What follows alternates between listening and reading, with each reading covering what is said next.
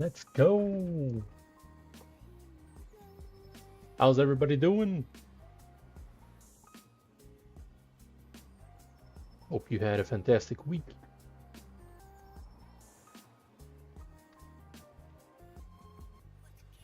Just preparing everything on my screen, won't be too long.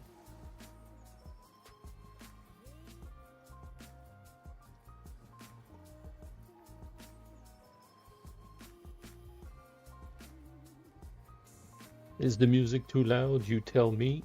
And if my voice is too loud, you tell me too.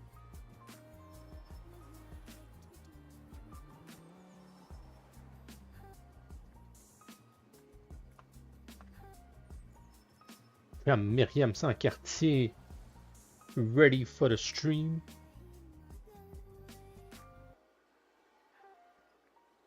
Back to back after week.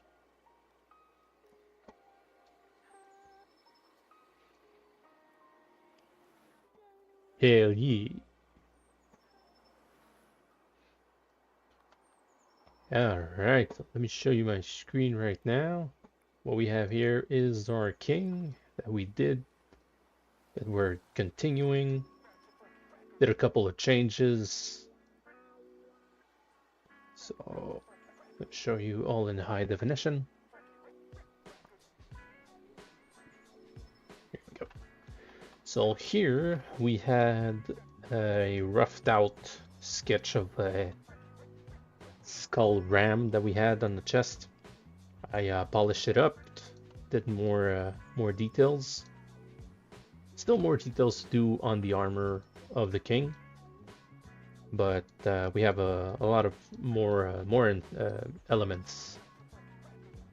Changed the fur. Still have to do some polishing on it, more details.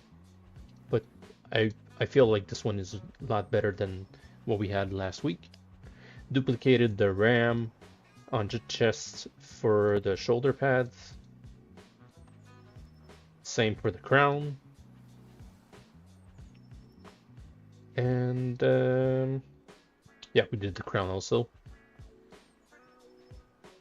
So now that's just the gist of it blocking. We're gonna add some scratches, details afterwards. As for the boots, oops, middle plates that we have here, just to add some elements to the boots, not just a naked boot.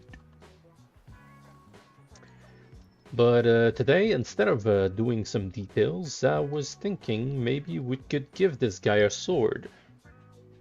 And that's why I have some reference over here for a dwarvish sword. And we're gonna focus on that. So, like this pommel over here, I'd like to do something similar to that. And I like the fact that most of these swords that I found has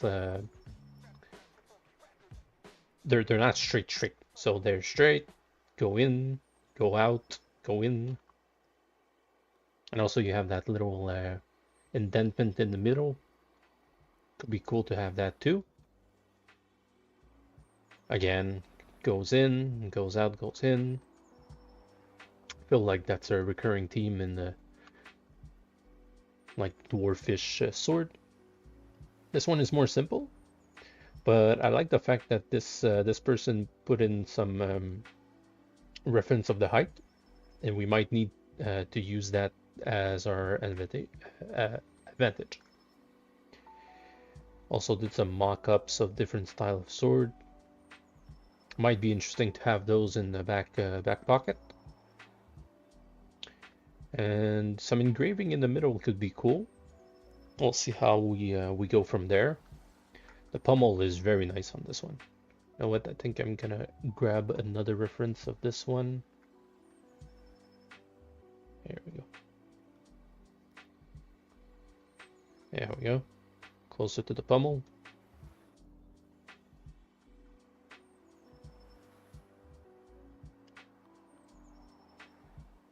And let me see if I can find another reference. Now we also had this one over here, which is asymmetrical. Very nice. I think it could be cool to have a symmetrical sword, but I think for a king it's nice to have a symmetry. Maybe for our warrior or our pawn maybe. The pommel is nice though. We can keep the pommel or the straps. Could be a mix of the straps from here, the guard from here, and the pommel from here, with the style of the sword from here, or something like that. So let's get started. We'll start with just a simple square, simple cube. So the first thing I'm gonna do is append a sphere. And we're gonna initialize a cube with 1 resolution everywhere. And it's so freakishly small, we have to scale it up. There we go. All right. We're gonna put it just flush to his foot. Mask this part. And going roughly from our perspective over here, so the tip goes to the middle of his chest. Like so. Alright, now we will reduce the thickness, reduce the width,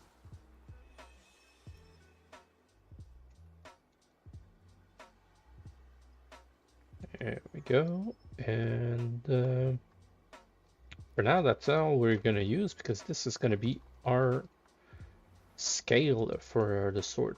And instead of working on the king's file, we're gonna clone and work on this file. So first thing first, let's do our basic shape. We do want to consider that the pommel is going to be roughly 1, 2, 3, 4, roughly 5 times the length of our sword. So an easy way to do that, grab your Z modeler, insert H tools, multiple edge tools. We're just going to increase until it's divided by 5, like so. And we know that this part is our pommel, so we're going to split hidden, and this part is our sword. And now we can remove these edge loops. And we're just going to fill that hole over here with our Z modeler, and we're going to bridge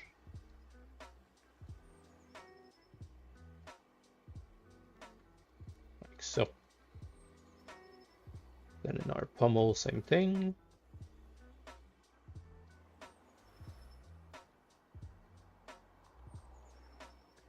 And now we have both elements separated. Alright, so we'll start with the basic blade shape. We're gonna insert an edge loop. Actually, no, we're gonna mirror and weld. And we're gonna roughly go with our reference over here. It looks like maybe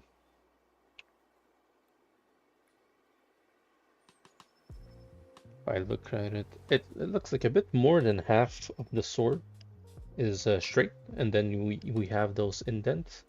So we'll insert just a single edge loop right around here, and the other one right around here. We're gonna activate symmetry, and we're gonna mask these points, reverse our mask, localize your gizmo, and stop. There we go.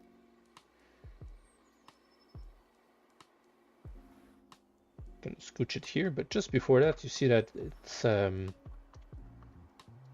it's moving the whole edge.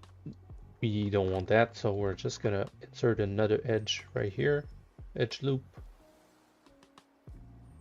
like so, and we're gonna mask this one.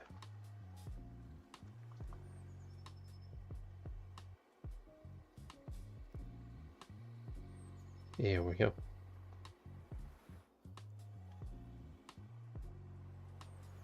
It's not too far, but I feel like the blade is a bit too thin.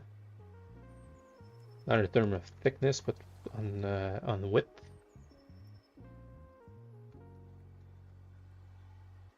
So we're gonna move this also.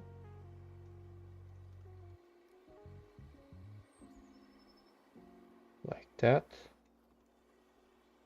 And again, we're gonna add another edge loop over here. A bit further, because we see here that this one over here has quite a change. Everything's maxed out. Let's go.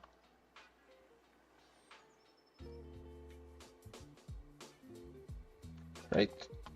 And what we can do over here is grab this one over here, grab this one over here, reverse, and we're gonna activate local symmetry,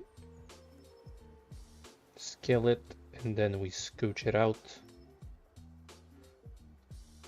Now for the line in the middle, we'll just mask the whole thing.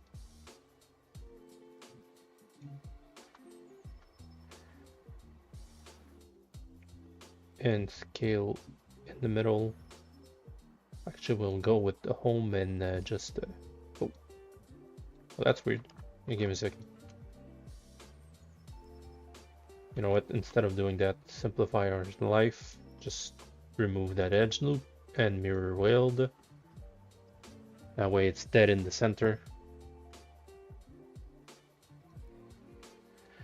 All right.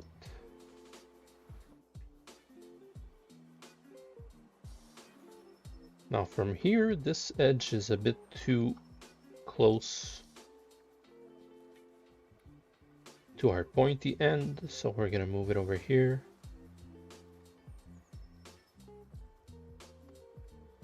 Like that. And we're gonna remove these edge loops. I think we can even scale this part a bit further, because I feel like it has, yep, it's moving as a small curve right here. So we're gonna go here,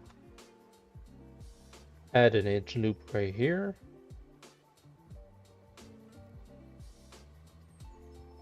and scale it down. All right. This is our basic shape of our blade. Obviously, we don't see the sharpness on the blade, but it'll change, don't worry. All right, so we're gonna work on the pommel now. So the pommel will have the guard like this. We'll have the actual pommel and the handle with the ropes like that. So we'll divide our elements first. So we want the guard right here. We're gonna duplicate the pommel, or we can say the handle.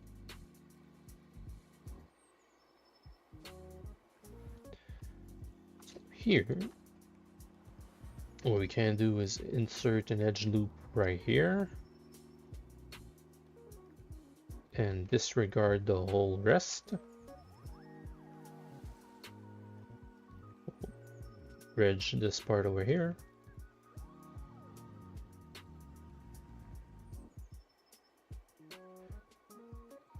and we'll scale it up. Actually, we're gonna scale it up, but we're just gonna fix our gizmo over here so it doesn't scale upwards. There we go. So we can see that the guard is going inward, but you have a little gap over here before the blade. And this one over here, the guard stops at the blade. I feel like if we want a royal impression of the sword, we have to have that little gap over here. So what we can do is we'll scale it upward a bit more. We're gonna mirror in well to have that line dead in the center. And what I'll do here is I'll mask this corner over here, activate symmetry. I'll mask this corner.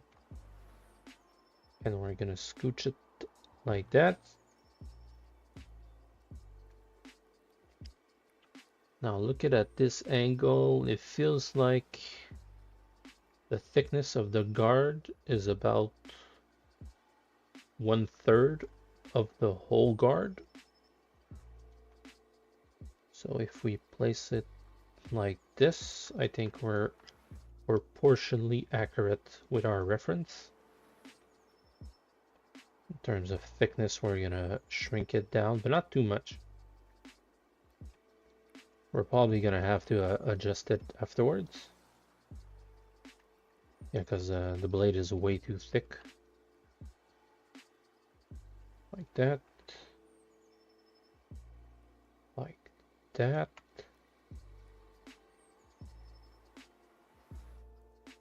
We might have to extrude upwards over here just to have that squarish feeling. It does feel higher than larger. So in a way we can actually grab it over here and scale it upward like that. Yep, I think that's good. We'll group by normal. And we'll extrude by polygroup island. There we go. And to have that little offset, we're gonna extrude once more.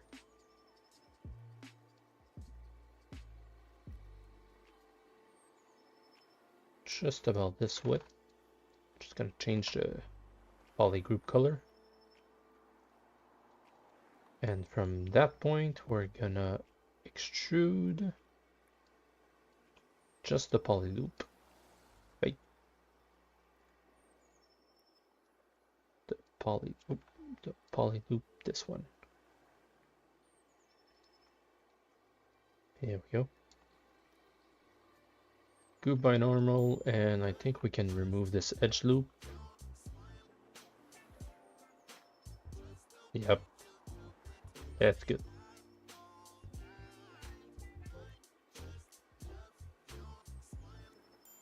Hey.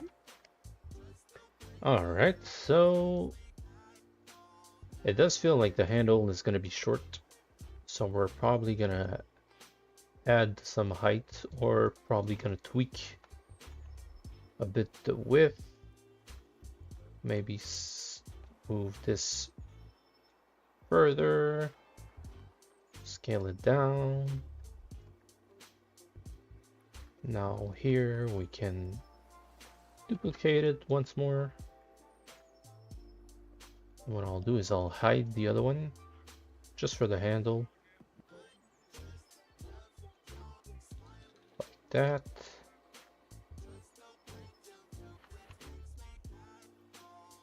And we can actually... Yep. So since it's all the same polygroup all around the polyloop, polish by group. Oh, no, we need some more subdivision. Mirror and weld. that, and there we go. Yep, that's good. And now the pommel.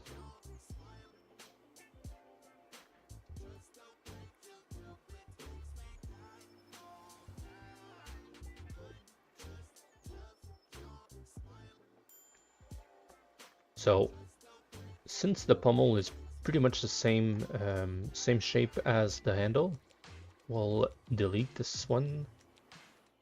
We'll grab the handle and duplicate it. Just gonna move it over here. Scale it up.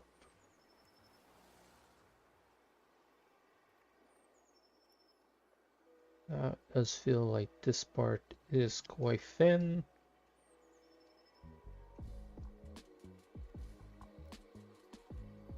Feels like it has one.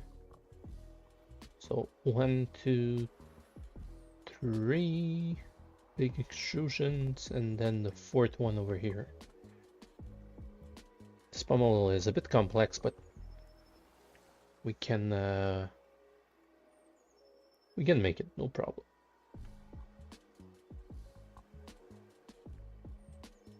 So this is going to be this part over here.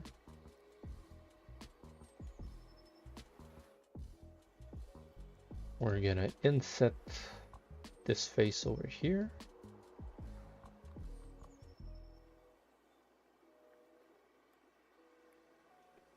Just a bit bigger than the handle, and we're gonna extrude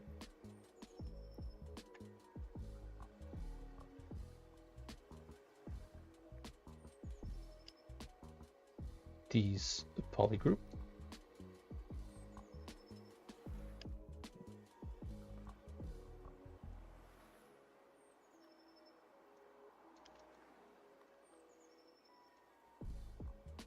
I think we're just gonna scale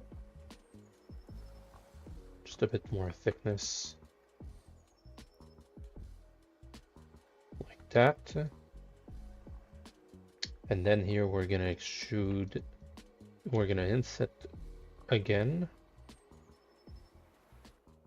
extrude the polygroup together, and again inset for that jewel that we'll have over here.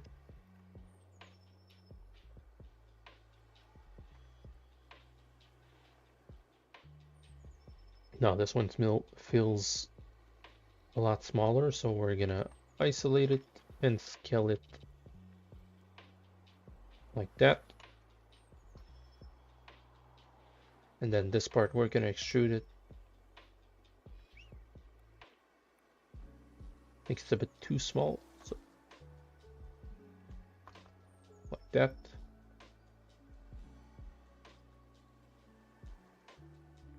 There we go. And if we want that little insert for the jewel, we're gonna make it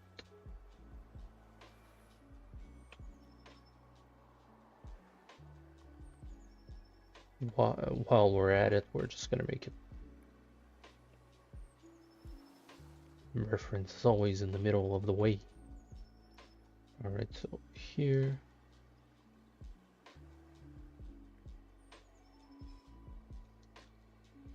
Yep. I do realize that this part is flat and ours has the peak, so we can actually just remove this part over here. And we can add one right around here and mirror. Oh, yeah, I'm on the opposite side, so we'll add it right around here, mirror and weld, and now we have the subdivision we had needed for this little line over here. All right, so the pommel's a bit too small for the handle. We can shrink it down, but we can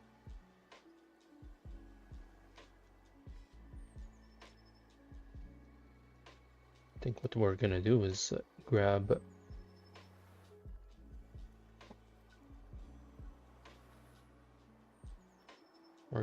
these ones over here, the whole middle part that we just created, and scale it upwards. There we go.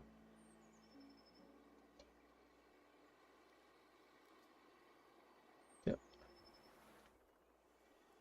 Just want to make sure that it applied the green part too. Yes, all right.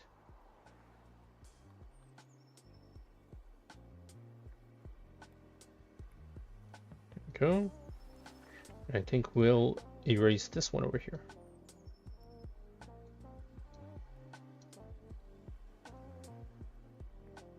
And then we're gonna scale that one down.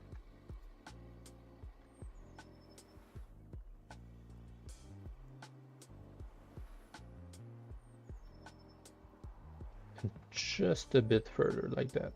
Oh, something happened to my mask. It's not perfect.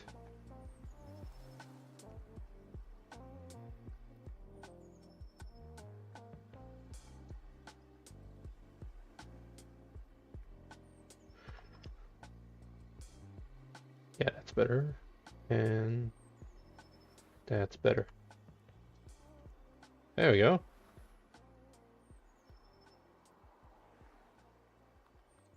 Obviously, this is more of a placeholder, but from there we can create all the elements that we need.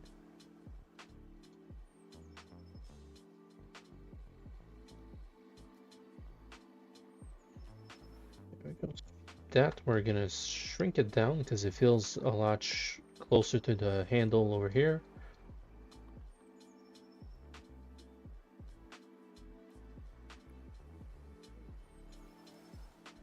I think what we're gonna do is also shrink it from this part too.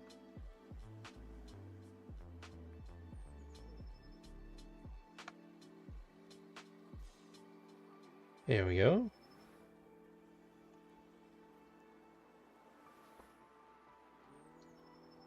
We look at a bit what we have so far. We need to adjust the distance over here. So we're gonna mask this part over here.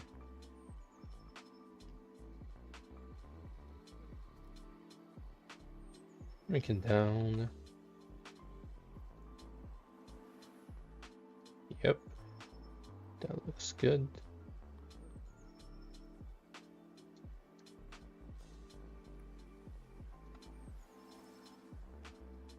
All right, and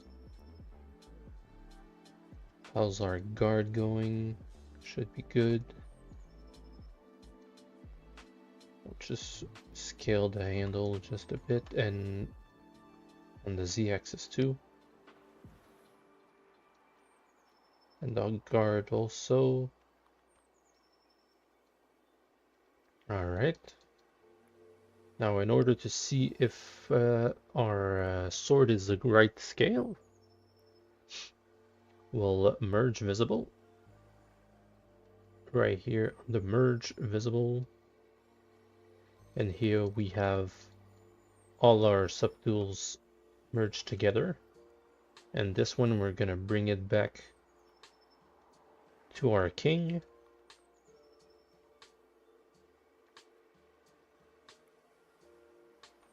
Feels like the scale is good.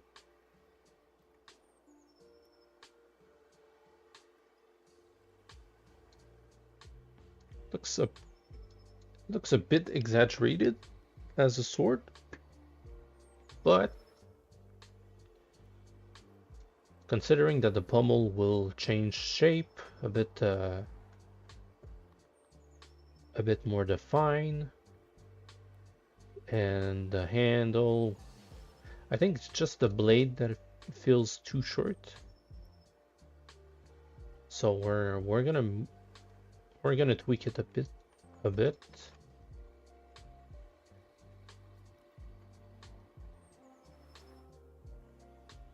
that, that, and we're gonna shrink the guard and the pommel at the same time so we can activate the transpose, select all subtool, and deselect the blade and the guard like that. I'll move the gizmo right here, scale it down,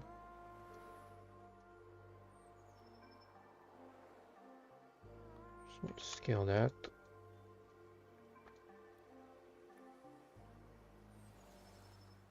Feel that's better. Let's test it out. Merge visible.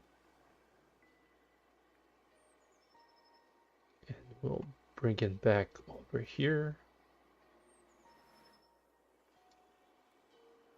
So version 1, version 2.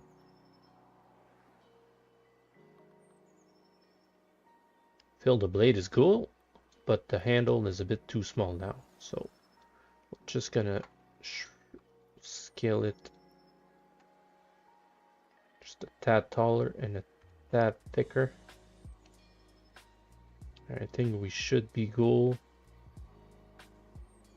Merge visible.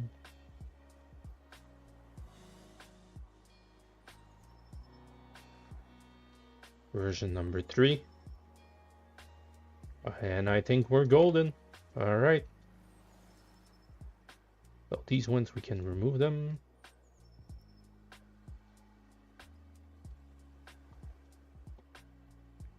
These are the merged version that we don't need anymore. And in here, we're gonna delete our other versions. We can keep this one just as a reference of what we had before, and now we're gonna add some details. First off, the blade. We're gonna hide everything and focus just on the blade. So here, in order to have that sharp part on the edge, we can actually just insert an edge loop in the middle. And in order to have that little carved part over here, we can inset this whole section over here. We're gonna group by normals and inset the polygroup all together over here. Like that. And you know what? We'll grab this polygroup island. We're gonna copy his color, so the blue. Move it here, and we're gonna inset the whole thing.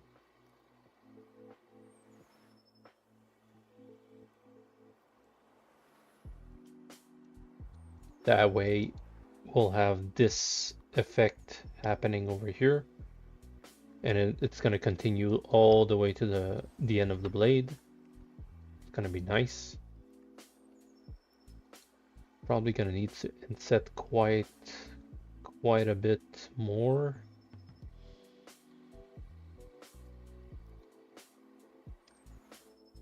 Yeah. And here you can do two things. Either you bevel it,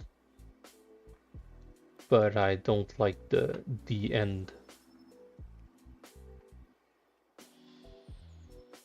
The end of the, yeah, you can see it over here. This tweak over here, and I don't want to like tweak it, move it, and all that. If we don't have the choice, we'll do it, but there's a simpler way. You just grab the insert, remove the edge loop, remove this edge loop too. Oh, remove this one. There you go. And remove this one. Hey. Probably just gonna merge these 2 points.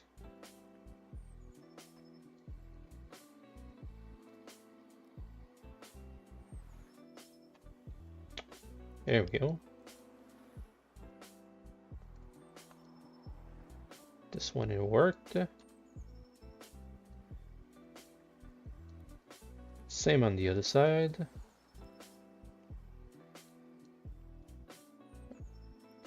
Kind of a weird artifact right here. So in order to not create any other artifact, what we can do is we're gonna mirror and weld on the z-axis on local, and here we go. Just want to make sure it's dead in the center. See over here we're having quite an offset. So we're gonna move it here just a bit inward in the blue section, the dark blue section, and mirror and weld with dynamic on. No, it's doing the opposite that I want.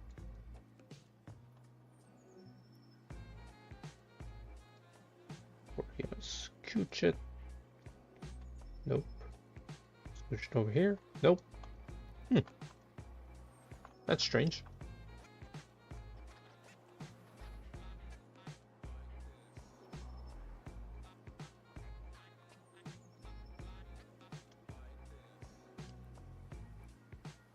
Ah, here we go.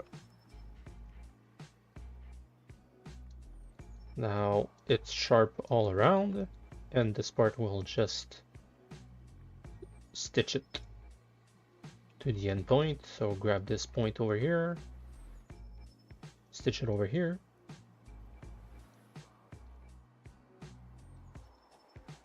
Same on this side.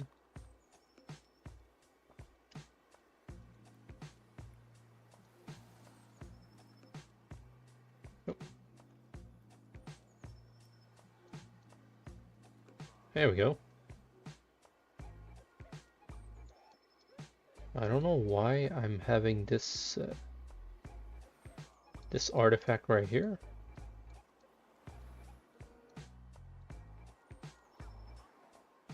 Can actually stitch these ones together.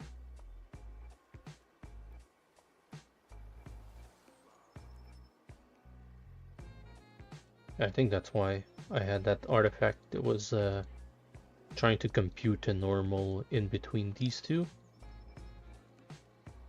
So this one we can merge it over here. This one also. This one and this one.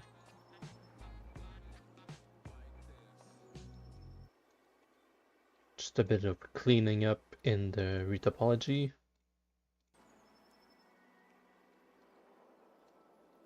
And here we can actually delete these two.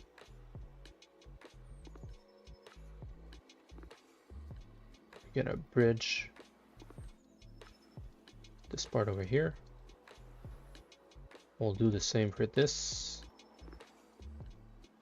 and this.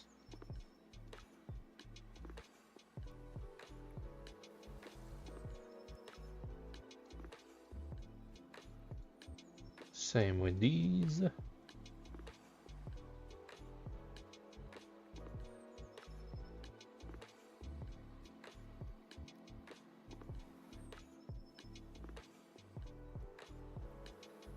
And with these. Having a nice topology. Mirror and weld on the x-axis to have that line. And group by normals like that. So now for the insert over here, we'll just grab. We're actually gonna choose our own polygroup.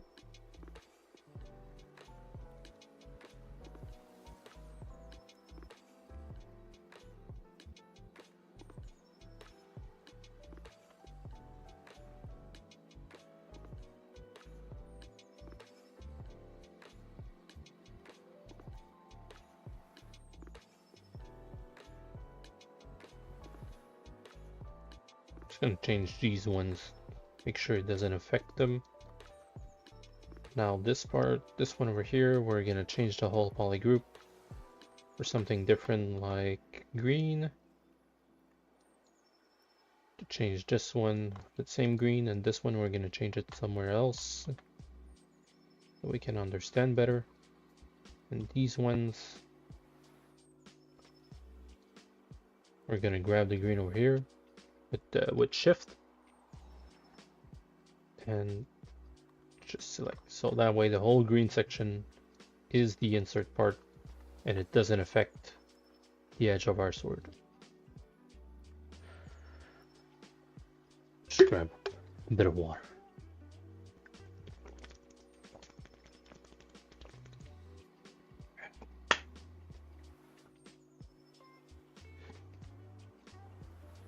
So how was everybody's weekend? Let me know in the comments what you did this week. Not the weekend, we're starting the weekend. Hope your day was good so far and you're enjoying this stream. Nice cozy stream. A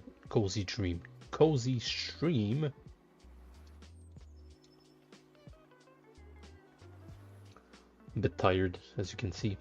I'm mumbling a lot. People say I mumble a lot.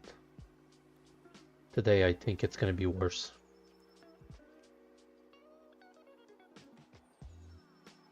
Alright, so let's do that insert. We're just gonna extrude this poly group just a bit inside. And what we can also do is actually inset this poly group. You know what? I don't like the fact that it's giving me these extra lines over here. So what I'll do is I'll extrude this part over here. I'll add a edge loop right here. No, right here.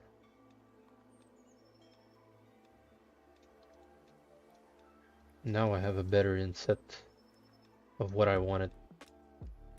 And the reason why I want this edge loop over here, you can see over here that you have this part which is the peak of the insert, and this part is just a bit beveled. So in order to create that, we'll just remove this one over here. And you can see that it's already beveling quite a bit. And what we can actually do is just move these points over here to increase the bevel effect. Like that.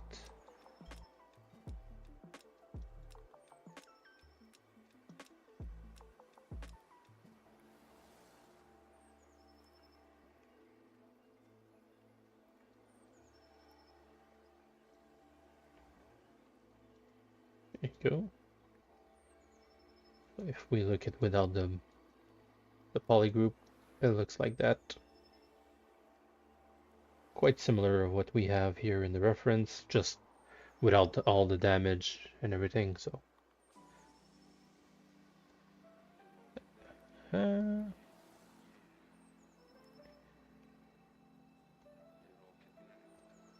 here, what we can do to smoothen that bevel a bit, we're gonna bevel this edge over here. We'll bevel this just a bit. Still want that sharp effect, so we're probably gonna bevel in 2 rows instead of 1. And what we can do over here, we can bevel this one. I think we're gonna add a edge loop right here. And we're gonna move this part like that. just a bit. Just to have that small curve that we have. Now here it's different. Here this part is completely curved out, but this part is sharp. So here we're gonna bevel this one over here.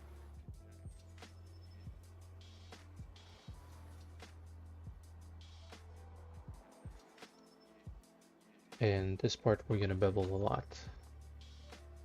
So we're gonna use a single row like that, like that, and this one even further. That's it. I think that's good.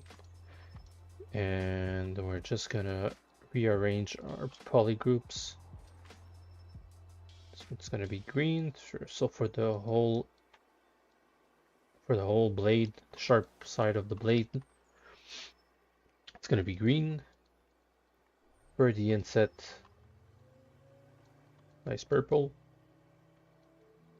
And these ones, I believe, we'll have to select them separately. So select the green, unselect the green, select the purple, and this one, Control W. Control W, a different color than green and purple. Can I have a blue, please? There we go. All right. This point over here, I'm not a fan of it. Just gonna center it.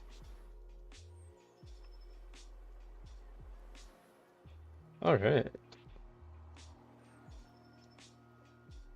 Now if we put dynamics of div, we're gonna have some issues. Yep, exactly. So what we can do is crease by polygroup. Go to geometry, crease PG. So now I put a crease right in between all the polygroups. We're gonna need one more crease in the middle over here. And we're gonna need one more crease all around the blade over here. So our Z modeler, we can grab an edge, crease, edge loop complete. For the blade, it's gonna be good. And for this one over here, for the middle one, we're just gonna grab the edge.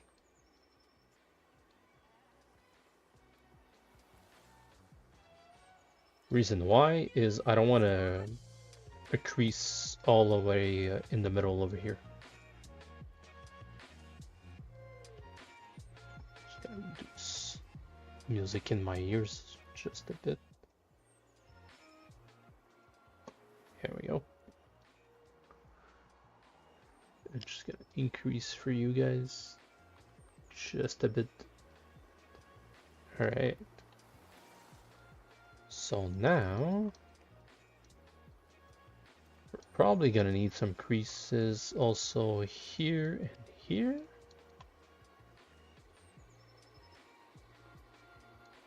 Yep, and this part also. This one also. Dynamic subdiv, and as you can see, still have that sharpness. We're gonna reduce the crease level to 3 maybe and subdivide 4,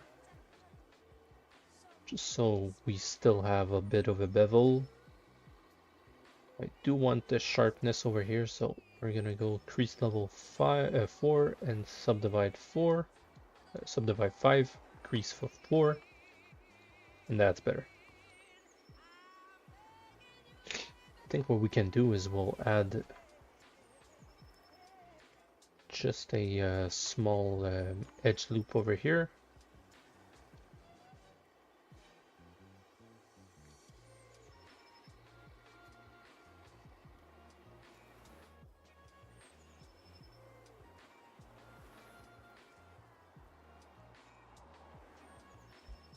like that. Huh. Have a weird artifact over here.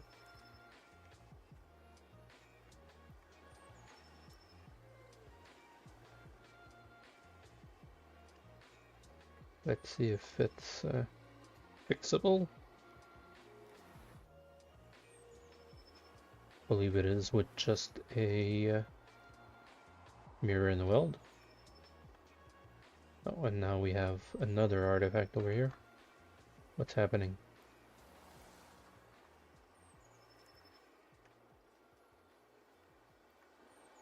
If I do mirror and weld here, it feels like it has 2 points right here. Oh.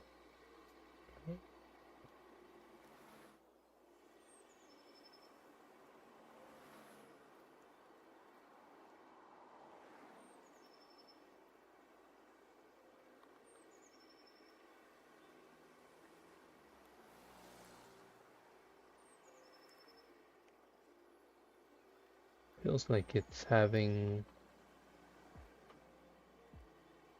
creating some kind of geometry inside the blade. So let's see. Inside doesn't feel like it. Is it this one? No.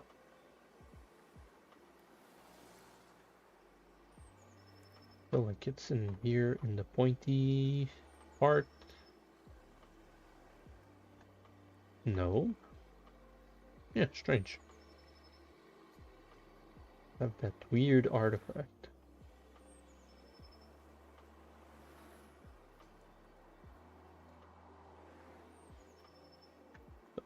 What I'll do is mirror and weld.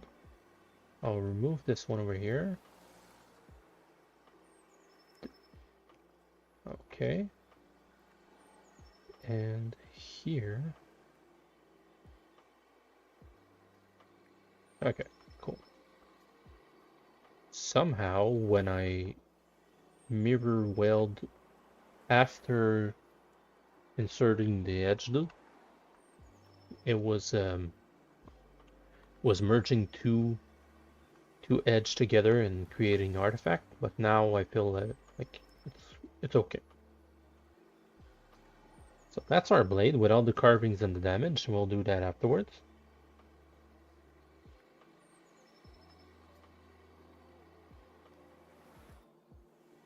With the pommel, with the handle.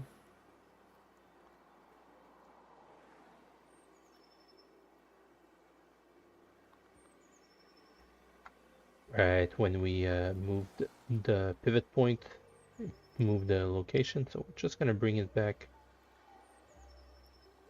Well, actually, no, we're gonna move everything here. That way we know it's in the center of the scene. Sorry.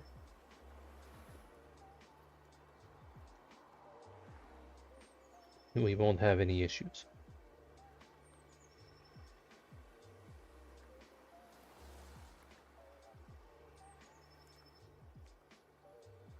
Put it just inside the guard and this one over here.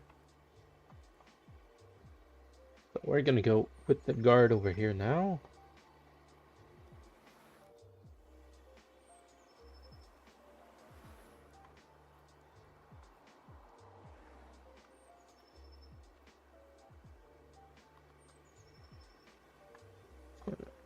And up just a bit the blade so we can have that rectangle feeling that I can feel on this picture over here.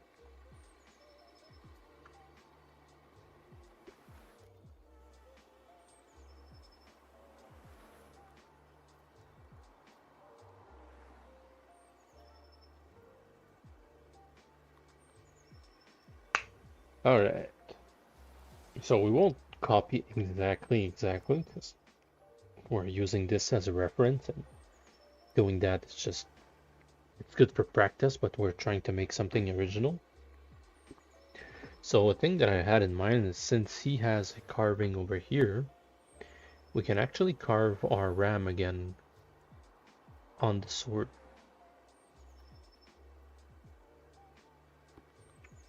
So we're gonna leave some space over here for a carving of Ram. We can still use that same triangle pattern that he uses, but it feels like there's the base of the pommel, which is one triangle. Second triangle is this fine carving over here. Third one is that small line over here. Fourth one is this one over here. And fifth one is the carving. That's a lot of triangles. We might be doing 3 or 4, maybe 5 of them, like he did or she did. But yeah, let's start with the little sides over here. And again, this could be just a placeholder instead of modifying this this piece. We can actually do add the pieces themselves.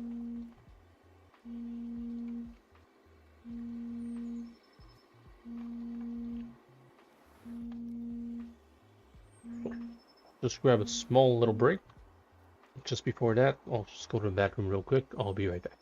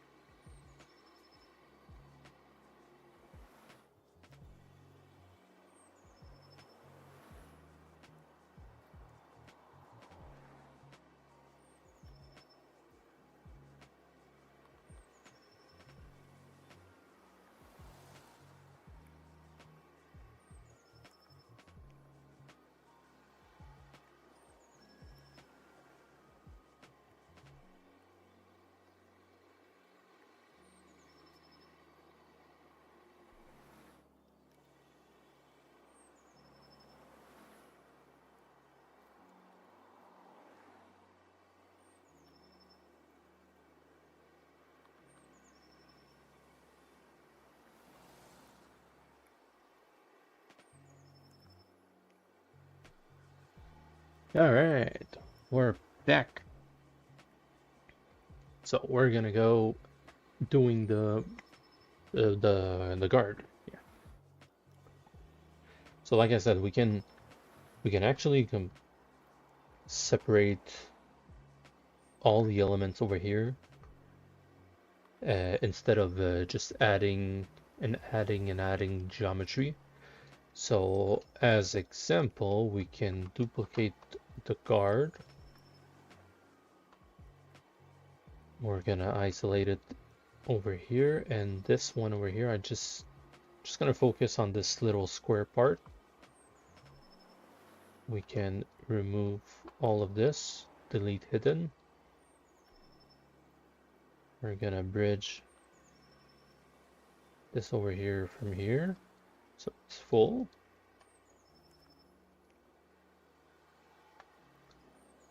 You can scale it up just to have more of that rectangular shape. And here it feels like it's rounder, has that round feeling, but we can also see that it's kind of a effect of baking, because we can see here the actual geometry. So I believe what this person did is added one edge loop over here. We'll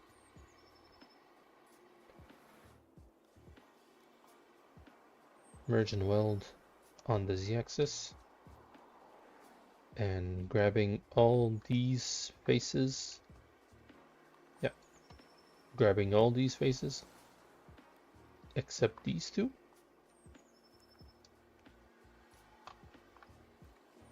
And scooch that forward.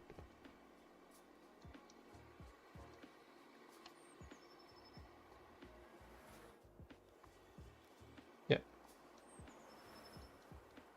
From there, I think we're gonna remove this little insert for the moment. Same on this. No, this side is good because we're gonna need it for that sharpness over here. I think that's pretty much the gist of what they wanted to do with that shape.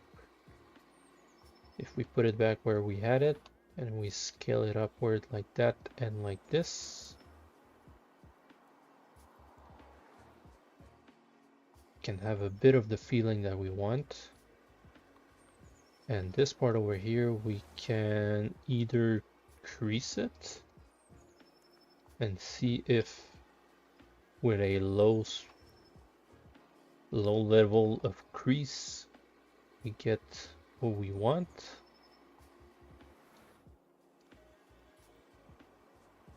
See, with a second one, it's all sharper, but we still feel that little bump over here. Small bump over here.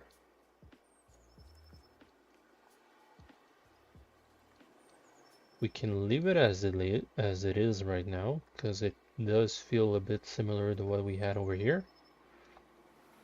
Or we can actually bevel once more right around here.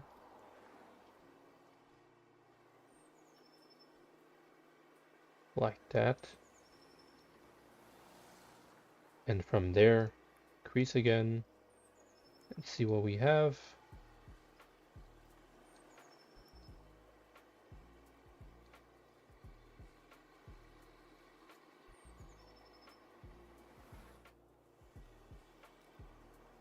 Feel like the crease is not helping us right now, so uncrease all.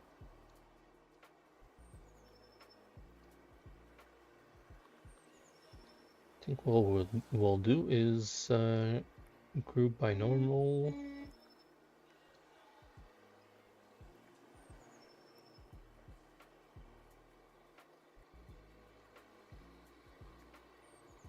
We're gonna crease just this side over here. This side, and this side.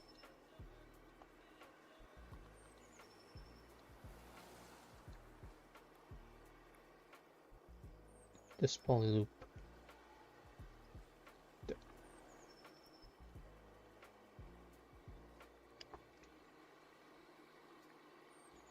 Yeah, that's better.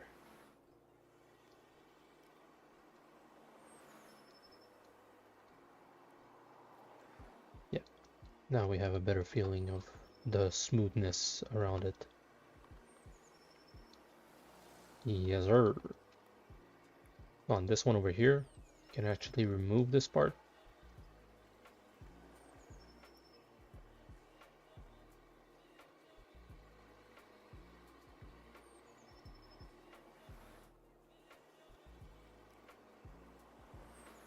And we're gonna bridge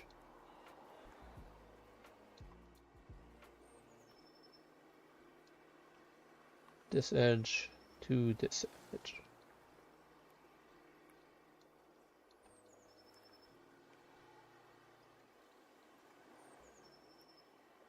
Mirror and weld from the x-axis.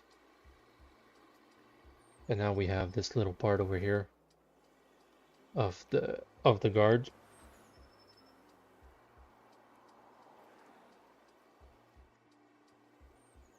Go, that's good.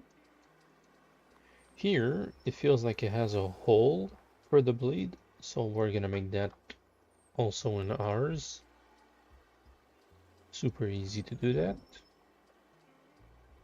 We'll insert 2 edge loops at equal distance, like that. And we can grab these 2 poly groups and just extrude them in. And I think that's just enough. Yeah. And an interesting feeling that we can do is scale these ones just downwards a bit. And then we can scale this one.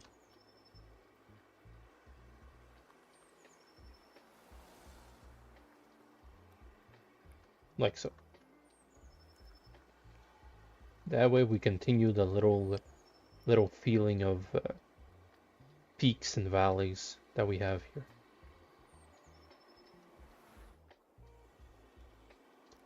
All right. So from here, what we'll do is actually duplicate the guard again.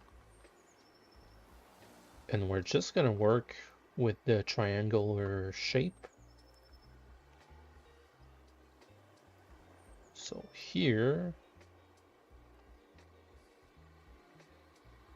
yeah. Here we're gonna grab this one.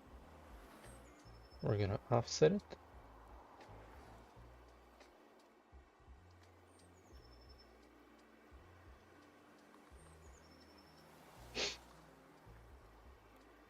And what we're gonna do is, first off, you know what I'll do? Instead of grabbing it with the whole, oh no, it's fine, it's fine. I'm just gonna grab the blue part and delete the rest. We don't need it. And here, we're gonna activate our transparency.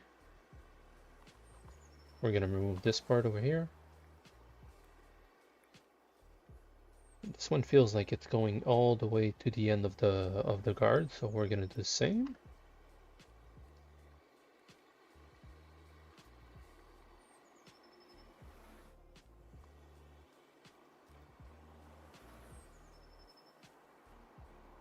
And once Zbrush activated, this, and there we go. So right around the corner over here. But he's keeping the same parallel line all over the sword. So we'll try to keep the same parallel line also. So at this point it's over here, and this one over here.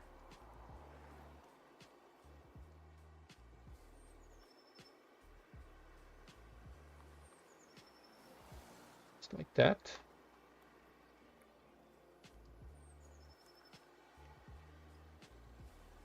And the whole top part.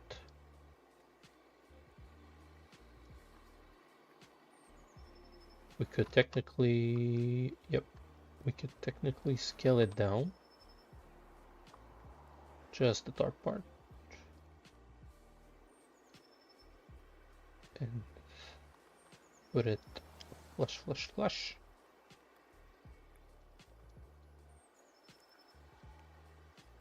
That.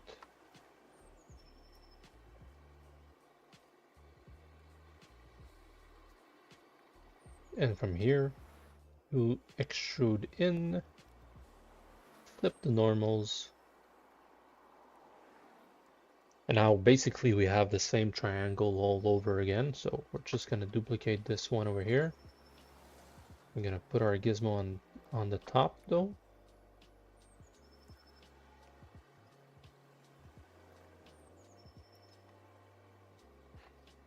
And we're gonna duplicate it. And just move it. Scale it down.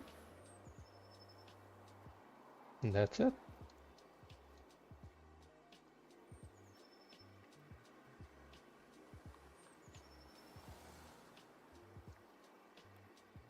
Easy breezy, beautiful cover girl. I'm a bit kid now.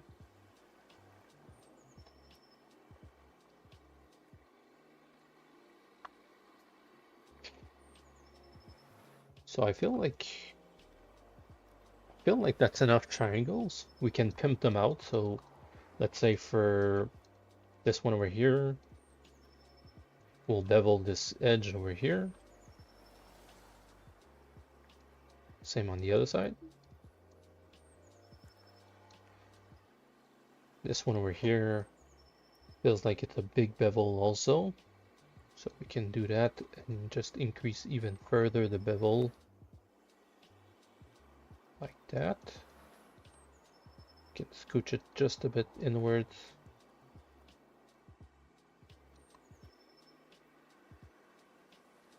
Like so. Now obviously since we moved this part inward, you'll have that gap. I don't mind. It's gonna be so small we don't even gonna see it. And this one over here we're gonna scooch it a bit. And you have that thin line. There's two ways we can do that. It's pretty easy. First off, we're gonna scale it down because I don't want it too thick. And instead of doing a rim, like the usual rim, like extrude this part and then extrude this part, which is pretty interesting, but we're actually gonna add a geometry to it. And in order to do so, we're just gonna grab our curve tool, click and shift. Click and shift. It should be all around the triangle.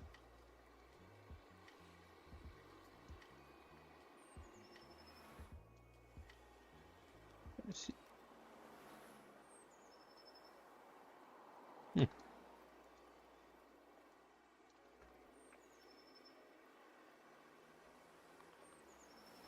I think it's just because we don't have enough subdivision. Let's see if I add another edge loop over here.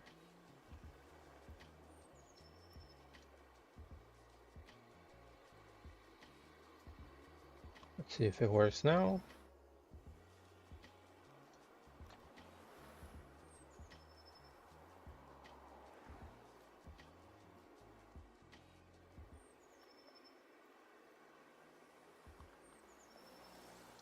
Let's go to our stroke, curve modifier, curve function, and frame. There we go. That's easy. Just gonna shrink down our size.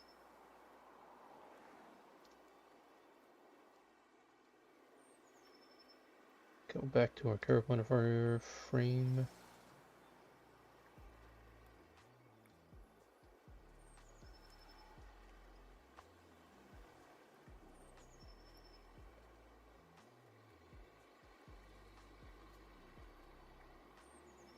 There we go. And from here we can move it where we want it.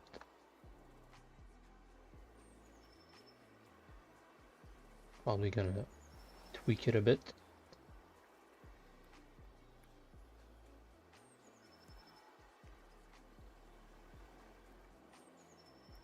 Get just a bit sharper.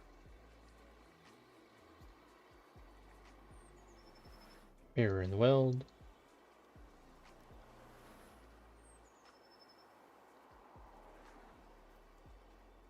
just before the mirror and weld, we'll do our pointy bit over here. And now mirror and weld. Activate symmetry.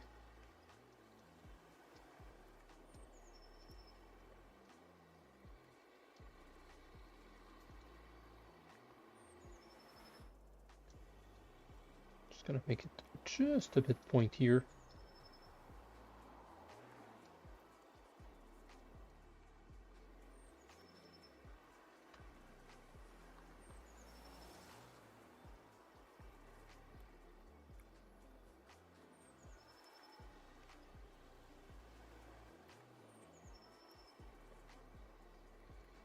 Now, if we bring it back, have that little rim over here. And what you can do also is, if it's too big right now when you don't have the curve tool activated, we'll just select it first, we'll split hidden, and we're gonna inflate downward in the negative, just a tad, like so. I'm just gonna polish just a bit.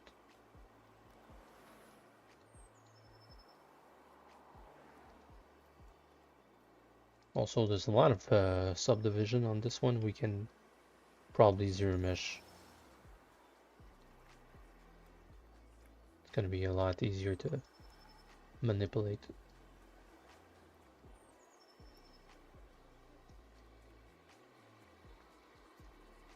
There we go. So all these elements, so this triangle, we need to mirror and weld on both X and Z axis. Same for this one. And same for the little rim.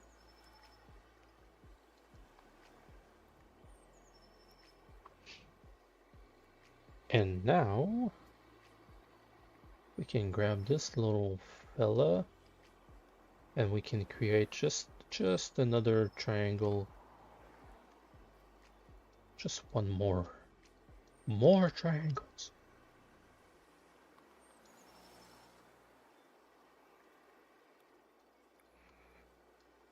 I feel like the inset's gonna be a problem over here, so we're gonna extrude first, extrude, and the island.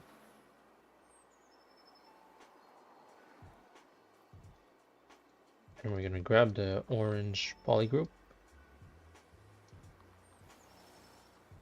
And from here, we're gonna move it just a bit downwards. We're gonna mask it, show everything else, unmask, and scale it down.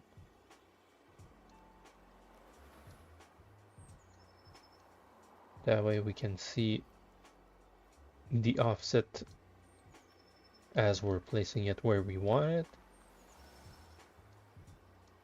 Like that.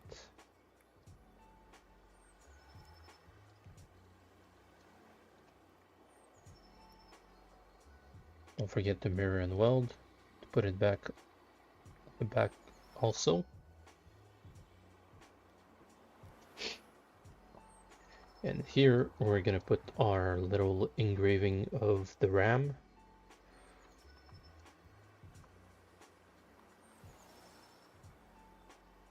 So here, what we can do is either we duplicate what we had on the crown. So we'll go over here, king crown,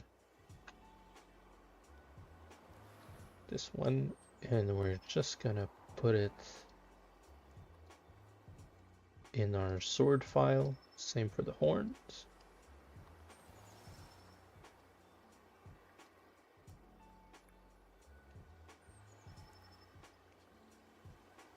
Now these two, they need to move down.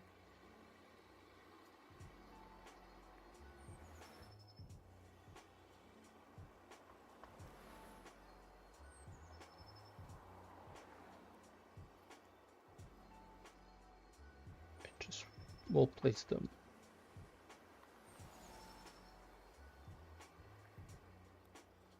right on the triangle.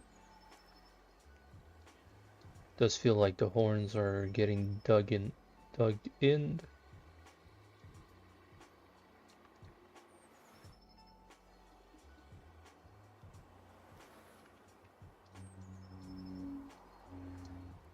So for that,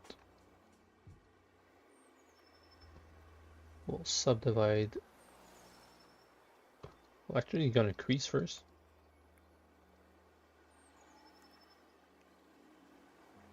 To keep our shape. We need a crease in the middle, so crease.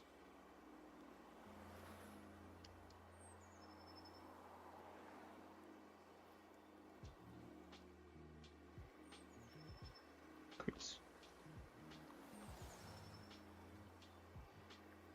Oh, I want to crease edge loop. There we go.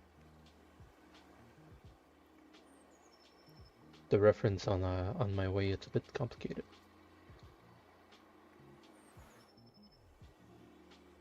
There we go. So if we subdivide quite a lot and we increase the crease level, gonna go to 5 at least. There we go. So now here, first off, these ones need to be scaled down just a bit. And the triangle we will carve in. Just a nice shape where the ram can sit. So clay buildup, activate symmetry.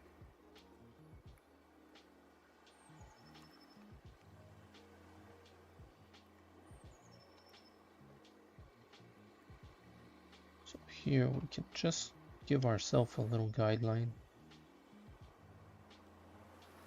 We'll adjust afterwards. You can see already we still need more subdivision.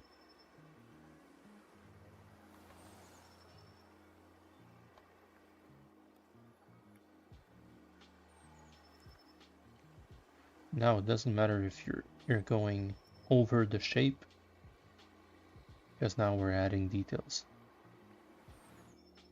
The general shape of the triangle, it's still visible. So now here, just gonna need this one over here and this one. So now I can carve in the whole ram.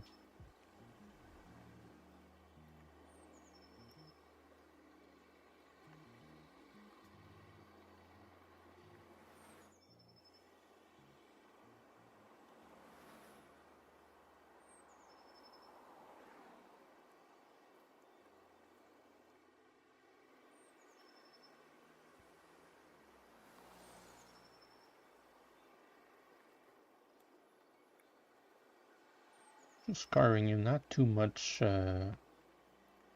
thinking behind this, just a little placeholder for the ram statue.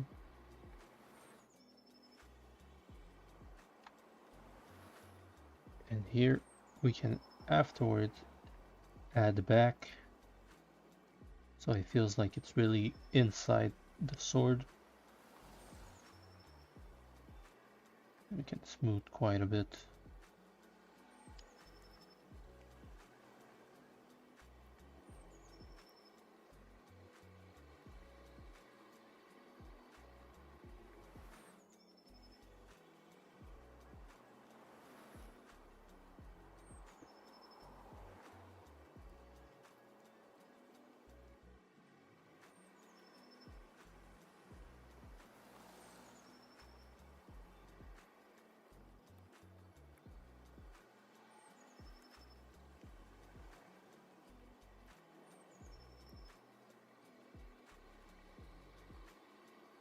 That.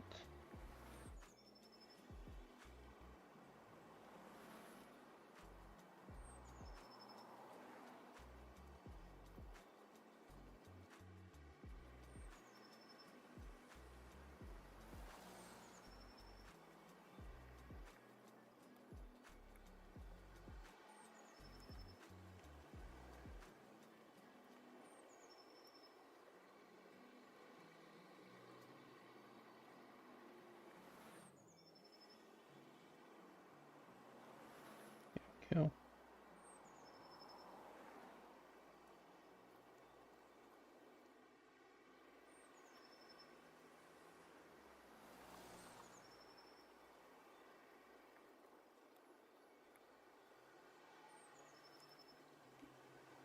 Now that it's dug in, we're just gonna grab our standard and go over just a small and like delicate touch so we can feel the roundness right around the statue.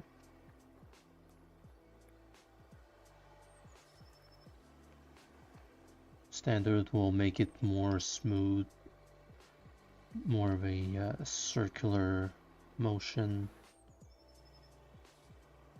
We can actually carve around also to accentuate the roundness.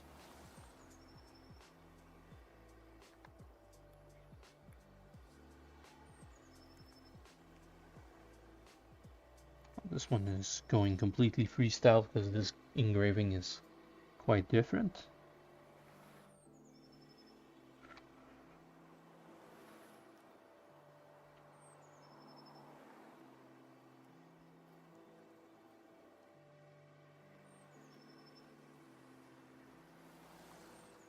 Like that. And what we can also do is more engraving. So instead of going with standard, we'll go with chisel.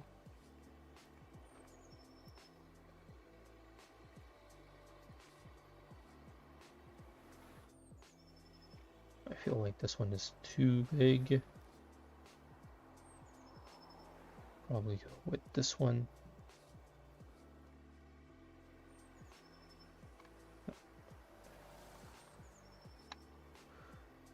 Just need the lazy tool a bit, the lazy mouse a bit less hard.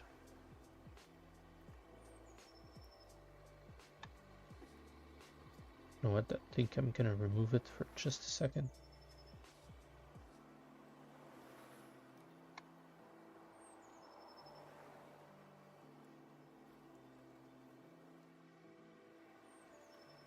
I feel like it doesn't have enough subdivision for the chisel to work.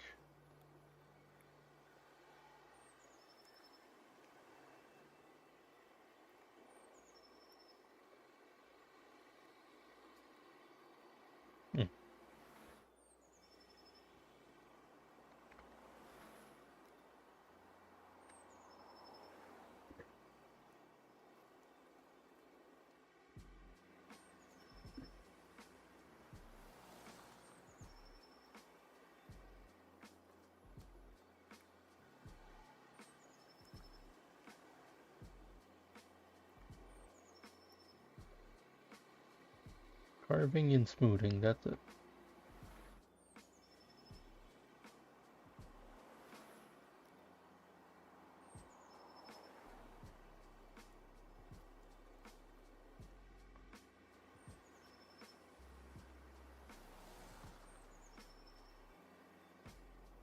I like this part is not too nice.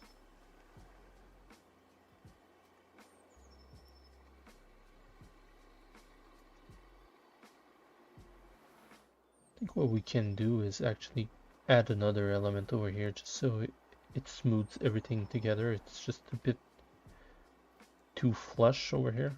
So we're gonna add another one, another piece, probably the guard over here. But in terms of carving,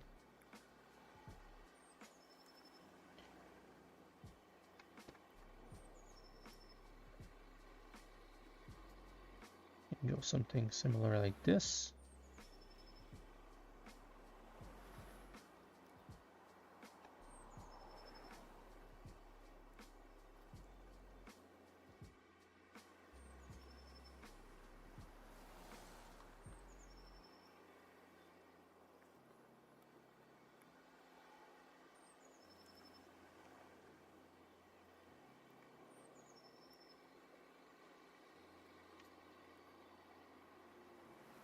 I feel like it chisel tool is not the best one right now because we just had like two poly groups, two faces over here. Now it's trying to subdivide that triangle once. It's giving this funky shape and then trying to subdivide it. Like we needed more subdivision in the beginning. So let's see if we can come up with something interesting.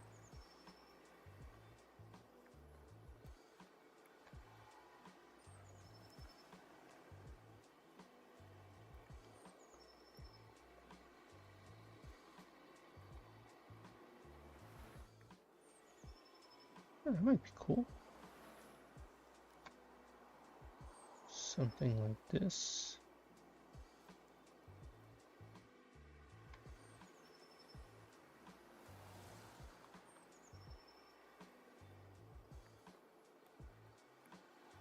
Yeah, something like that could be interesting.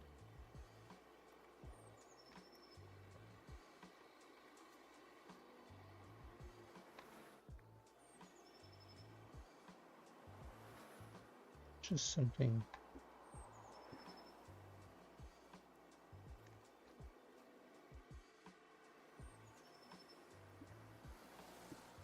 Just something different in the end. And here we're gonna insert our little guard and we're gonna make it bigger so it reaches the other triangle.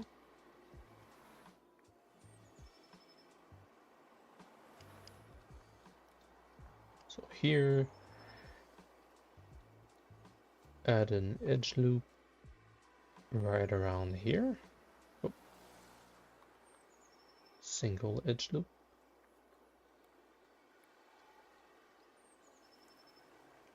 Erase everything else.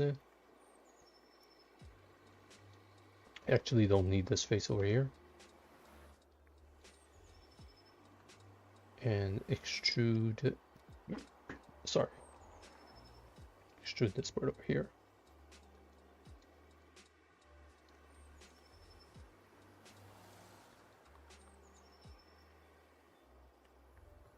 We'll go like that. I have an idea, yeah. We'll go like that.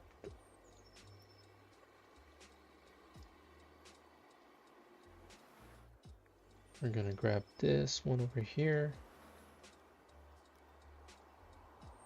Actually, we're gonna re-grab it with symmetry on.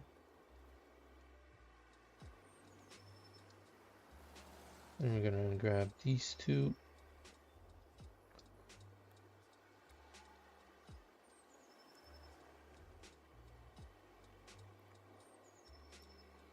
Mirror and weld on the Z-axis also.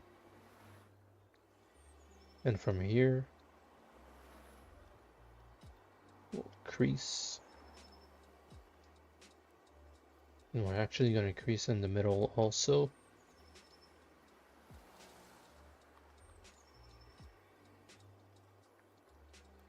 Oh, that's interesting.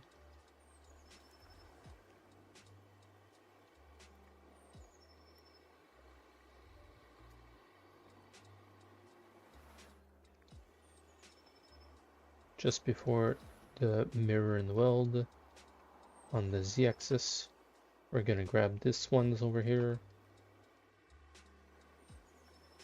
scale it flush, flush, flush.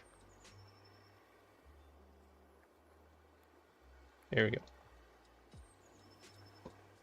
Crease polygroup.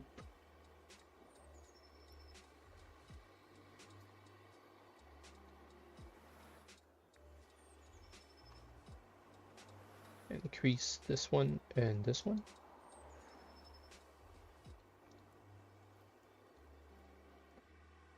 There we go. Exactly what I wanted.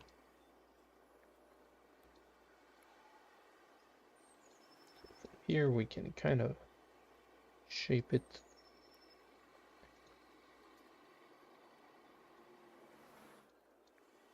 so.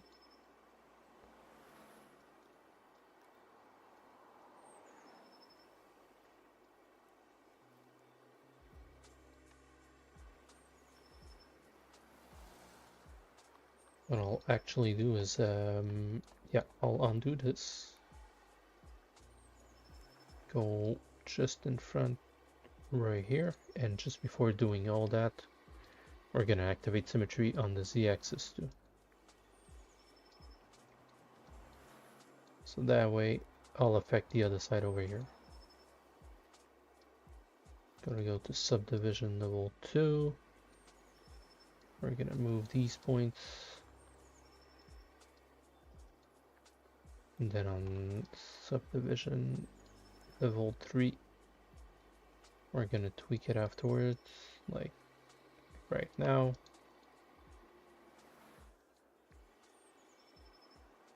Move this part over here.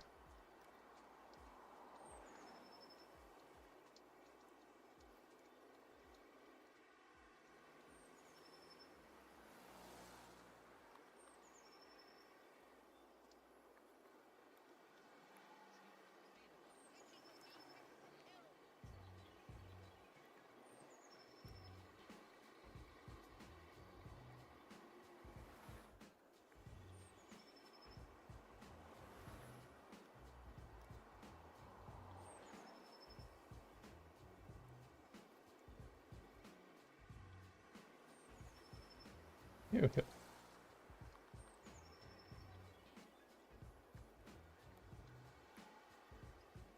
So now it feels like it's going inside the skull, which is really nice. And we can also create some curves on it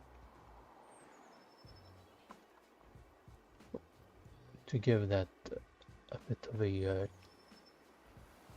tree feeling. So here on, we're just gonna select this one over here, and we can do something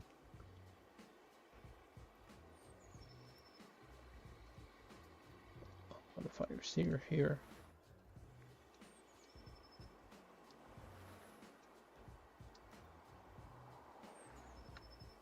And on the picker, we grab continuous. We can make some funky stuff going from this part. Might be not interesting for this kind of sword, but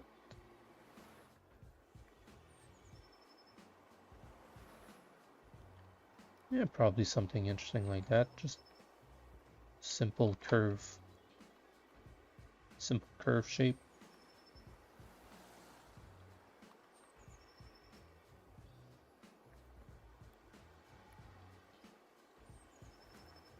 Like so. We'll see. Not sure for that part already, but yeah.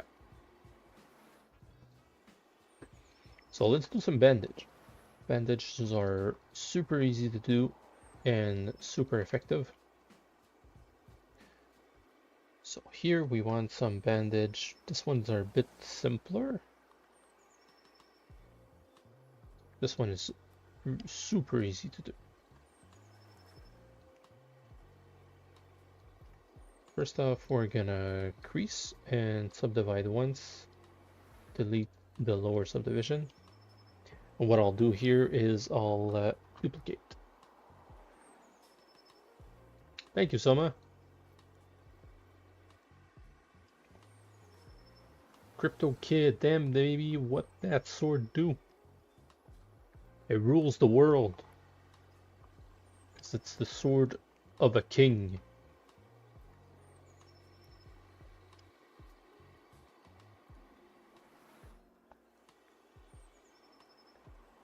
So over here, we're just gonna do some bandages, really easy. Grab that slice tool, and you slice it however you want it. Yoink, yoink. Oh, just gonna activate the symmetry.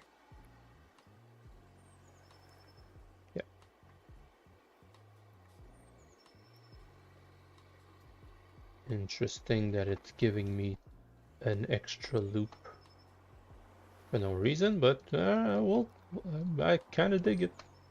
Let's go. There we go. So that's one pass. You remove this one. Remove this one. Remove this one.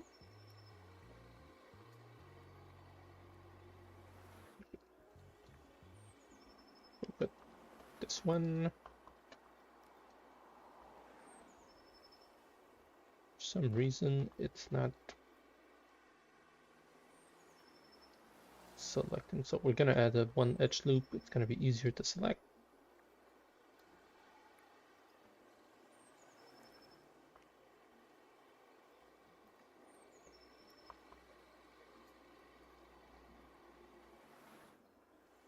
There we go. Unselect that, delete the one that you don't need, and from here you go to geometry, edge loop, and the panel loop. We're gonna add some thickness.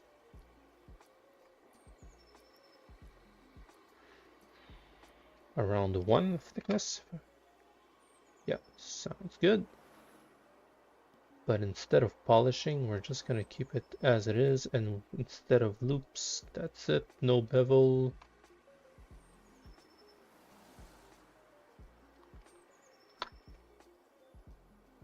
A bit less, 0.3. A bit less, but 0.2. There we go. So now that's one set of bandage. Let's create another one.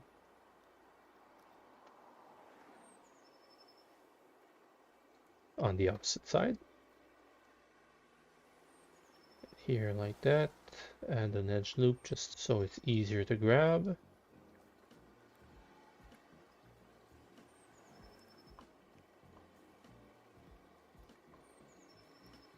Boom. Delete this one. Same goes for this one. So remove the polishing, remove the loops, and it was 0.2. Actually, we'll go 0.3 on this one. So it goes over this one, over the other one. And from here, what you can do, grab your two bandages, merge them together.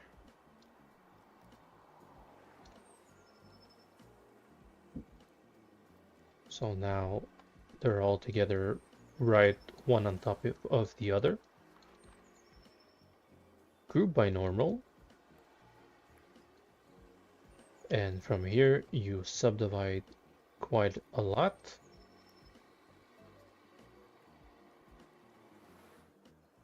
Now you have those bandages that are okay, but let's pump it up a little bit more. Polygroups, nope, masking. Masking by groups. Grow that mask. Inverse that mask. And go to your modifiers and inflate.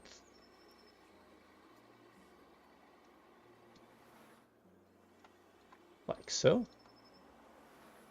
And now you grab your move topology and you just move the ones that are showing underneath the other one. Like that. And quick and easy bandages without too much of a hassle.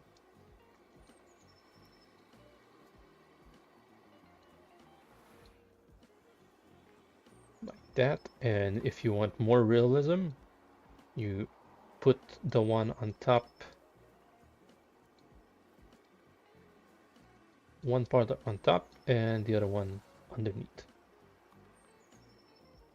Otherwise it feels just like a rubber band that was put on your sword. So grab this part over here, grab this part over here. Scooch this part.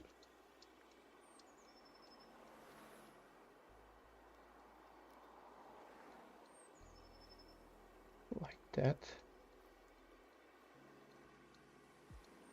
This one can go underneath.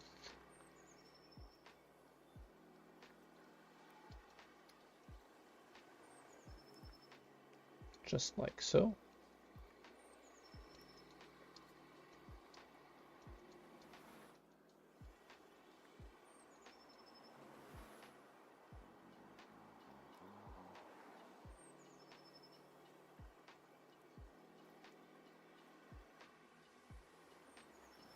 Don't be afraid to move your bandages.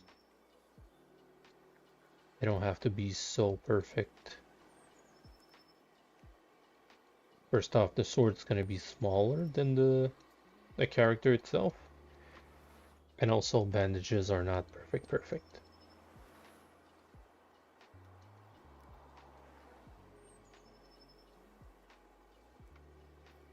Now if you want to put some easy, quick, and dirty damage on them, got a trick for that too. Go to your masking, grab your groups, grow that mask, revert that mask, and here you can noise quite a bit, just like that, and you smooth that up. Just some quick dirty damage, and then afterwards if you want to sculpt more damage, it's up to you. Grab your clay buildup.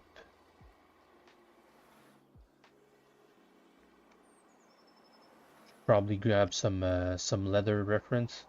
See, like this one over here, it's a bit too perfect leather. And these ones are made of metal. Oh, this one's a bit perfect also. So can go and grab some really big damage. See, like this one has some cracks, so you can grab your standard, dig in,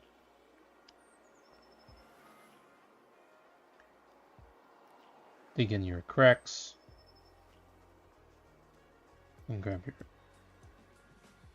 clay buildup and intensify that crack a bit.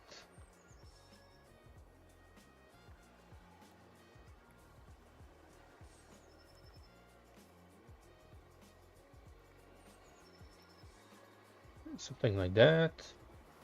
Can grab another one over here. Let's make another one. Doesn't matter if it's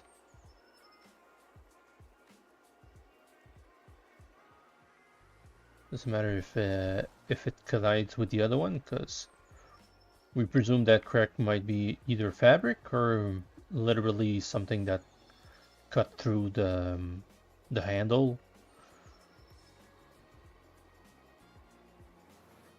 Who knows?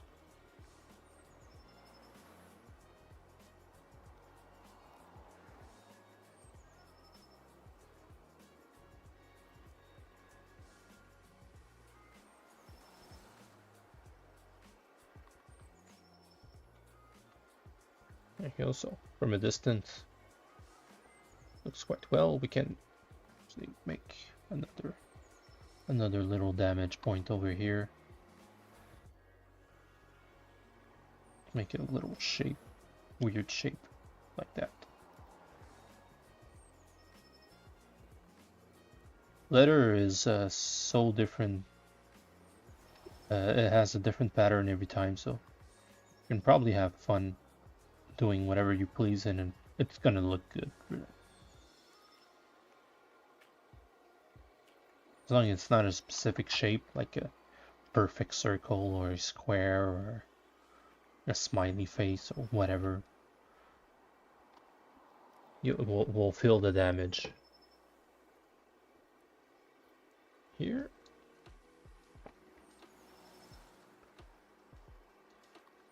So for this one over here, we need to duplicate the details on the other side. So instead of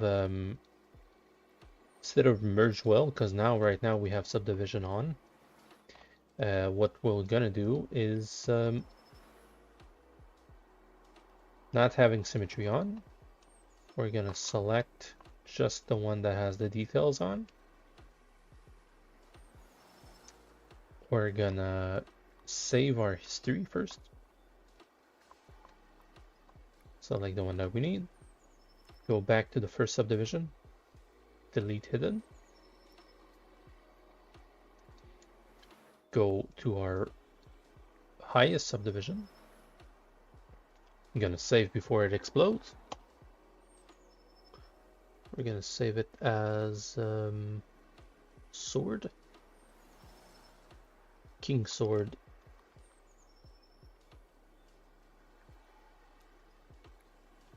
Zero 1.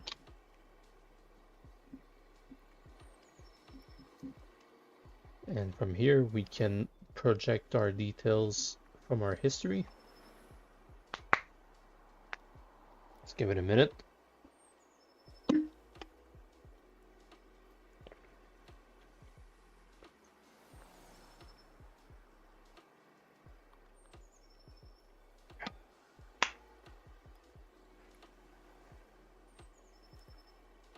Might be more than a minute. In the meantime, we'll look at a pummel.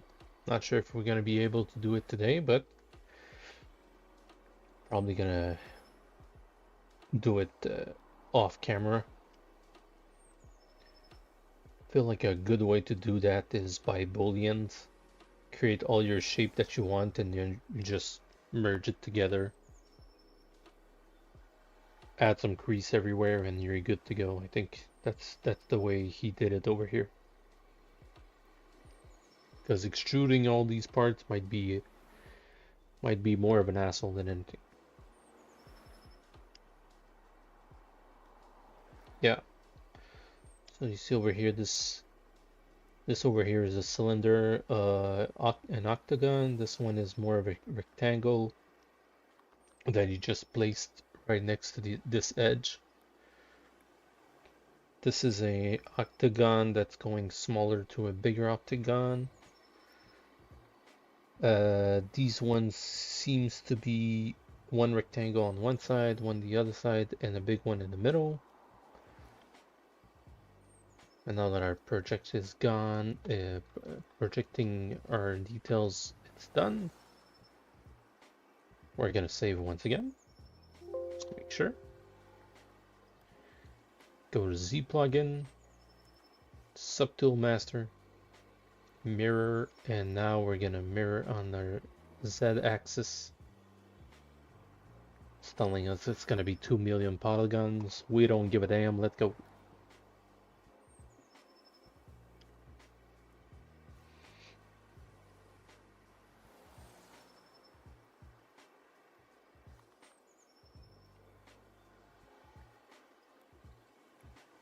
We'll let it work.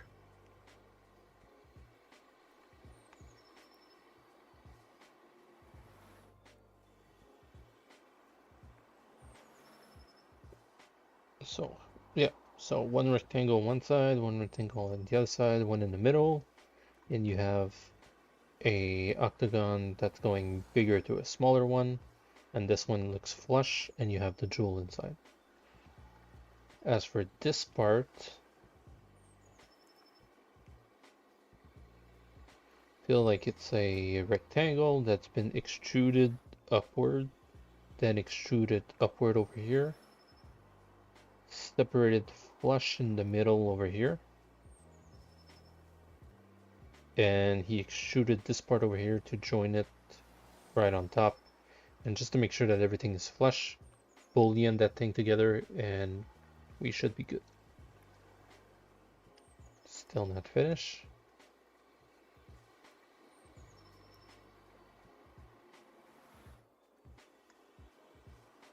Yeah, so this part is just lined up perfectly where the peaks are going over here.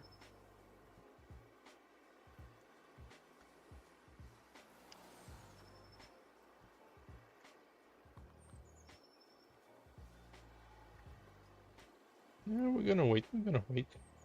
He can do it. He can do it. That's why you need to save.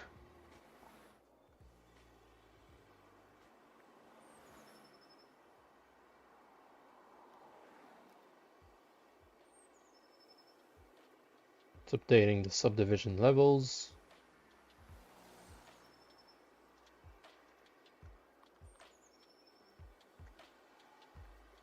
I think after that we're gonna wrap it up, because doing the pommel might be more tricky. And we're gonna finish the stream at 2:30 today.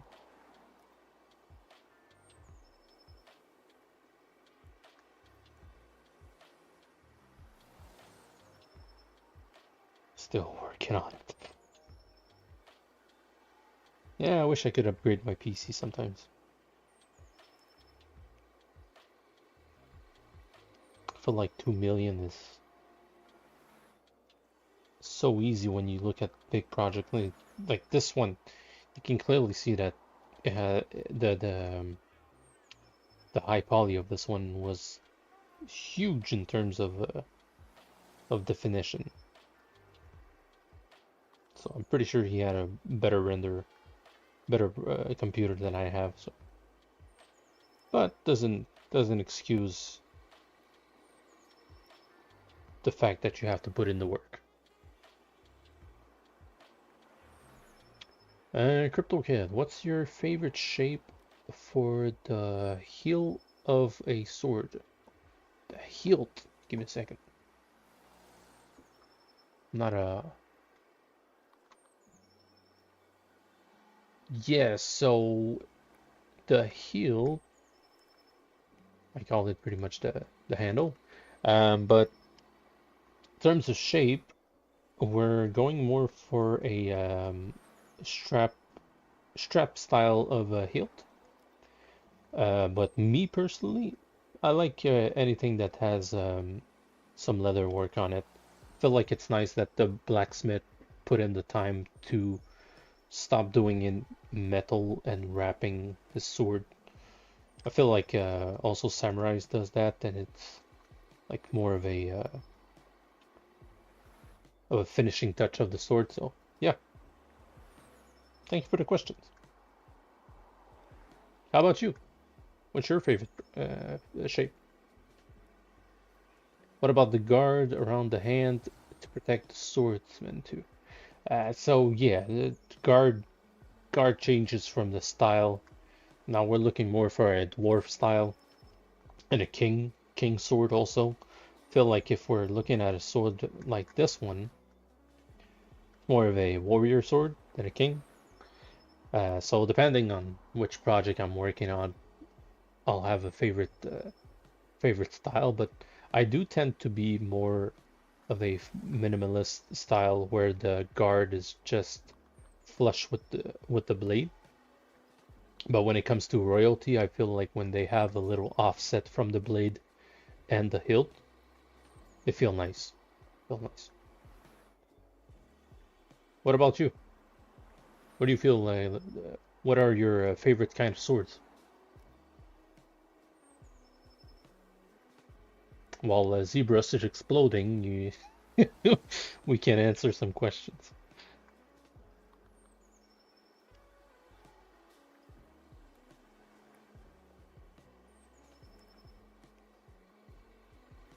Send you a picture of Discord. Show you. I can't show it here. Yeah. Well then. We'll see afterwards.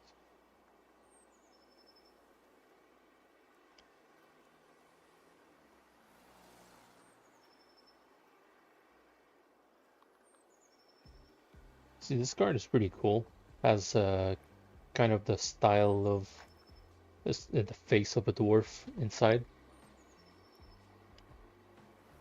Alright, so it's done. Now it's quick saving.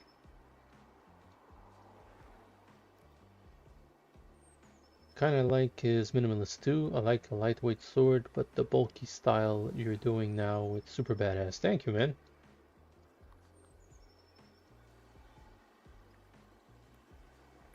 here we go. We have the details over here. And this one will do the same for the mirror and the horns right here.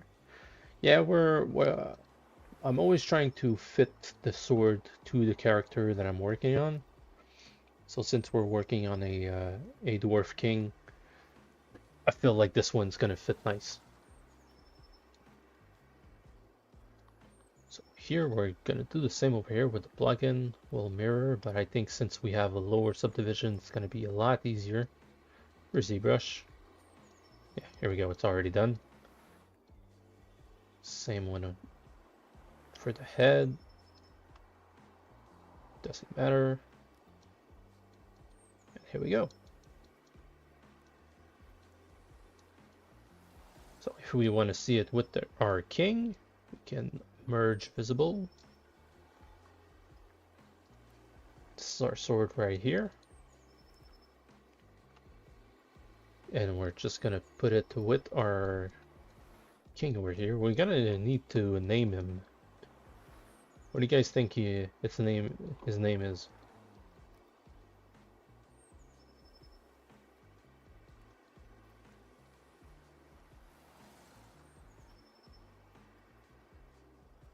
And we can bring in the sword right here. See? Fits perfectly for him.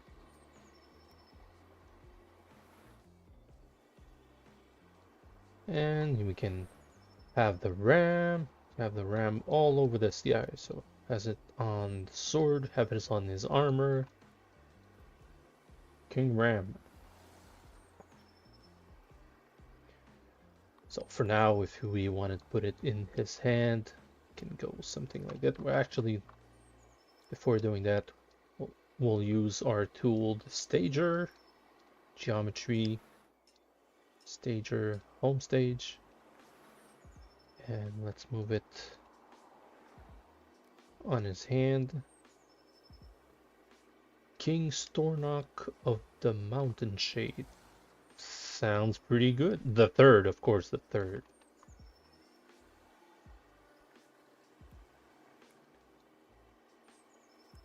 Of the Mountain Shade. That's pretty cool.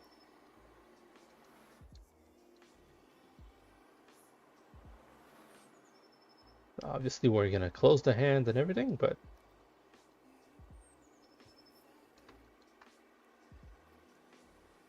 yeah, we can see that the hand also fits the sword.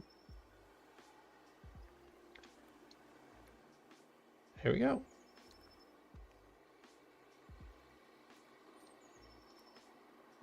Kind of feels cool.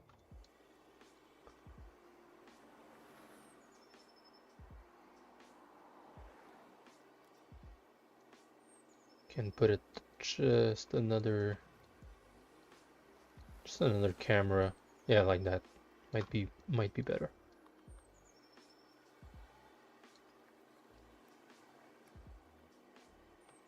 We're gonna center it.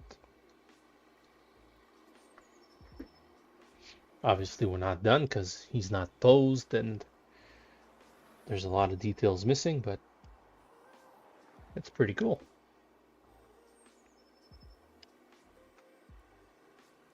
What do you guys think?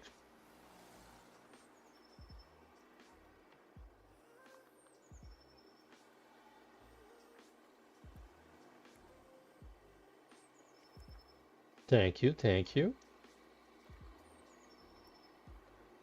So I think that's gonna wrap it up for today. We're probably gonna pose it. I'm gonna work on the details on the armor, work on the details on the sword, make it all ready for the next episode. You honor us. Come on, stop it, you. Stop it. You're gonna make me blush. So we're gonna pose it next episode. We're gonna make the sword all detailed up, and I think he's gonna be ready to prepare for a print. We're gonna prepare it for a print, extrude everything, export everything as an STL file, and probably on the next episode I'll try to print it up. if I can, because I've been having trouble with the heat. This winter's it's a pain here in Canada. So yeah, we're probably gonna do that afterwards, and then we're gonna move on to another character, the pawn, maybe the bishop, or the queen. Might be the queen, the rook. We have 5 other ones that we need to do. So we're probably gonna reuse some stuff. Maybe the chainmail is gonna be reused for the bishop, for the knight. Maybe not for the pawn. We wanted more of a berserker style. But for the rest of them, probably gonna reuse the chainmail, maybe the boots. The shoulder guard's gonna change from one character to another. Have you decided what you're gonna do for the other side? So will it be dwarfs too? So for the other side of the chessboard, that's interesting and nice question, Crypto Kid. I was thinking there's always been, if we're looking at the Lord of the Rings, of rivalry between dwarf and elves. So probably an army of elves, or also the rivalry between the goblins. So might be cool. Elves. I think he's a fan of elves. So might be cool to have either elves or goblin. Could be cool. And yeah, uh, both armies gonna be available in our soon to be Patreon page, and also a website that's coming soon. So stay tuned to that. Subscribe to the channel so you can have all the updates on the news. And my Instagram is also there. I post regularly for all the project that we're working on. Recently, we got an upgrade in the industry. We got right here the, oh yeah, Bamboo A1 Lab. No, Bamboo Lab A1. So multi-filament print might be useful for the chessboard that we're working on. And who knows, might have some other projects that gonna be printed on this machine. Mostly on resin, we'll do some miniatures, but who knows, might be some interesting project in the future. I hope you guys liked the stream. It's been a blast. Thank you for all the questions, the comments, the likes. Please like, subscribe, comment, and share the channel so we can grow and we can have more fun, more project, and more prints available for you guys. All right, gonna leave you on this note. Hope you have a fantastic weekend, and thank you all for being here. I appreciate it so much. It's a dream of mine of doing this. So thank you very much. Have a nice day, guys. Peace.